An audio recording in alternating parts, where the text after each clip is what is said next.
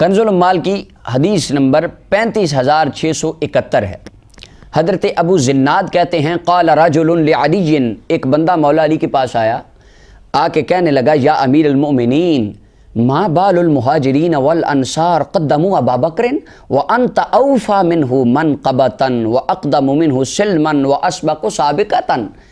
اب اس کا مطلب یہاں پتہ چلا اس وقت بھی بیماری شروع ہو چکی تھی۔ ابو زناد کہتے ہیں کہ بندہ آیا کہنے لگا مولا علی کو اے امیر المومنین مہاجرین و انصار کو کیا ہو گیا، انہوں نے ابو بکر کو امام بنا لیا، ابو بکر کو اپنا خلیفہ بنا لیا، انہوں نے آپ کو تو پوچھا ہی نہیں،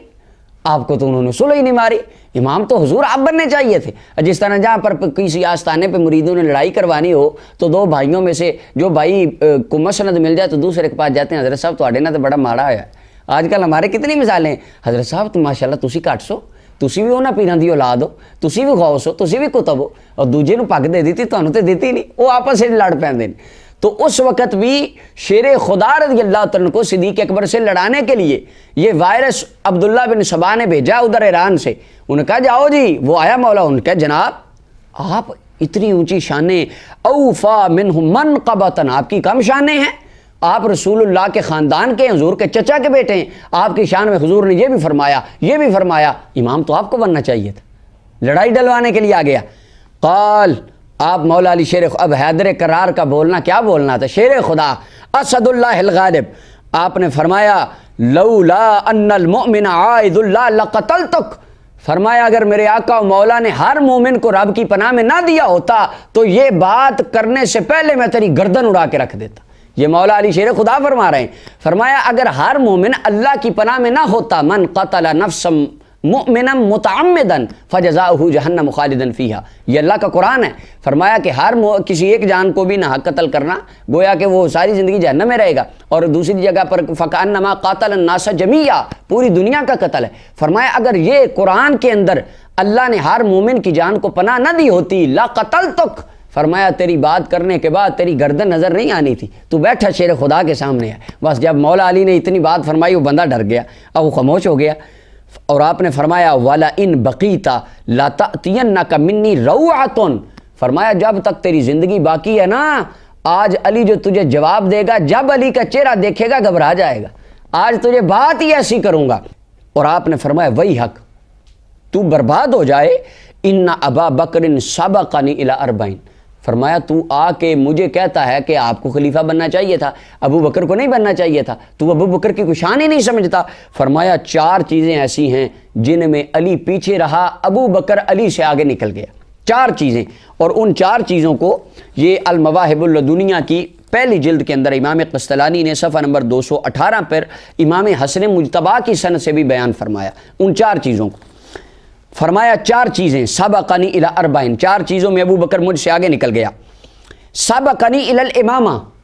جب مصلی رسول پر امامت کی باری آئی، اور پچھلی حدیث میں گزرا مولا علی فرماتے تھے میں ادھر ہی بیٹھا تھا، مسجد نبی میں تھا، فرمایا لیکن مصطفیٰ کا حکم جبریل جو لے کر آئے اللہ کی طرف سے وہ ابو بکر کے لیے آیا، علی موجود تھا لیکن اللہ نے وہاں پر ابو بکر کو آگے کر دیا، ایک بات۔ اور دوسری بات فرمائی ہجرت کے اندر میں بھی موجود تھا لیکن رسول اللہ نے مجھے اپنے بستر پہ سلا دیا، خدمت میں نے بھی کی، لیکن ہجرت کے اندر آگے مجھ سے ابو بکر نکل گیا۔ اور فرمایا تیسری بات وَإِلَى الْغَارِ، جب غار کے اندر رہے 3 دن 3 راتیں آقا کریم علیہ السلام کے چہرہ وضحا کی زیارت کرنے والا ابو بکر تھا، مجھے بھی یہ موقع نصیب ہوا مقام خیبر پہ، جب سورج واپس آیا جناب مولا علی کے لیے، اس وقت حضور کا سر جناب مولا علی کی گودی میں تھا، آپ نے بھی ادھر زیارت کی، لیکن وہ زیارت کے جلوے جو مولا علی نے ادھر دیکھے تھے، اس وقت شیر خدا کو یہ احساس ہوا کہ یہ دولت کتنی بڑی ہے، اور یہ دولت ہم میں سب سے زیادہ لوٹنے والا ابو بکر ہے، کیونکہ 3 دن اور 3 راتیں غار میں وہ دولت لے چکے تھے۔ تو مولا علی مرتضیٰ فرماتے وَإِلَى الْغَارِ، غار میں جو آقا کریم علیہ السلام کے چہرہ وضحا کے نور لوٹے ہیں نا، وہ ابو بکر نے لوٹے ہیں۔ تیسری چیز تھی، فرمایا چوتھی چیز وَإِفْشَاءِ الْإِسْلَامِ، اور اسلام کو پھیلانے میں، اسلام کی تبلیغ کرنے میں، فرمایا سب سے پہلا نمبر ابو بکر صدیق کا ہے۔ یہ 4 چیزیں ایسی تھیں، مولا علی نے فرمایا ابو بکر مجھ سے آگے چلا گیا تو کہتا ابو بکر کو شان ہی نہیں ہے، وہ ایک لڈن جعفری تھا، وہ کہتا تھا ہمیں تو کوئی بات ہی نہیں ملتی اور کسی کی، ہم اور کسی کی بات کیوں کریں، ہمیں تو بس مولا علی کی شان ملتی ہے اور کسی کا کچھ ملتا ہی نہیں۔ اب یہ بات مولا علی کو بھی ایک بندے نے آگے کہی، حضور شانیں تو آپ کی تھی۔ فرمایا تجھے ابو بکر کی کوئی شان نظر نہیں آئی؟ یہ 4 شانیں اس وقت شیر خدا نے اس بندے کو بیان کی اور فرمایا وہی حق۔ پھر فرمایا تو برباد ہو جائے، ابو بکر کو نہ ماننے والا مولا علی کہتے ہیں برباد ہو جائے۔ پھر فرمایا ان اللہ ذم الناس کلہم، اللہ نے پوری قوم کی مذمت کر دی۔ ومدح ابا بکر، جب پوری قوم کو ایک طرف رکھ کے اگر رب نے کسی کی شان بیان کی تو وہ بھی ابو بکر صدیق ہے۔ وہ کیا تھی؟ فقال، فرمایا الا تنصروہ فقد نصرہ اللہ۔ یہ حضرت ابو بکر صدیق کی شان میں مولا علی فرماتے ہیں قرآن اتری، اور تو کہتا ہے کہ جی شان ہی کوئی نہیں ملی، آپ تھوڑے تھے، ان کی تو شان ہی کوئی نہیں۔ اب مولا علی المرتضیٰ نے کتنے پیارے انداز سے اس کے ایمان پر سپرے کر دیا اور شان صدیق اکبر کا نسخہ اس کو دے دیا۔ حدیث نمبر 35665 ہے کنز العمال کی۔ حضرت امام حسن مولا علی سے روایت کرتے ہیں، سیدنا حسن مجتبیٰ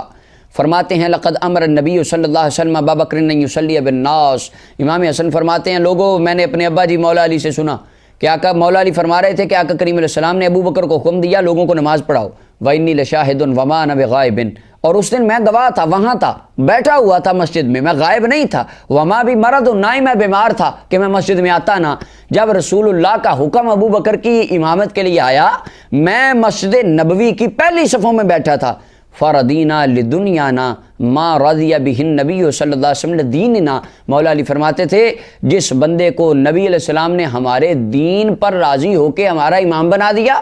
ہم نے اس کو اپنی دنیا کا بھی امام بنا لیا اور اس کی بیعت پر ہم راضی ہو گئے۔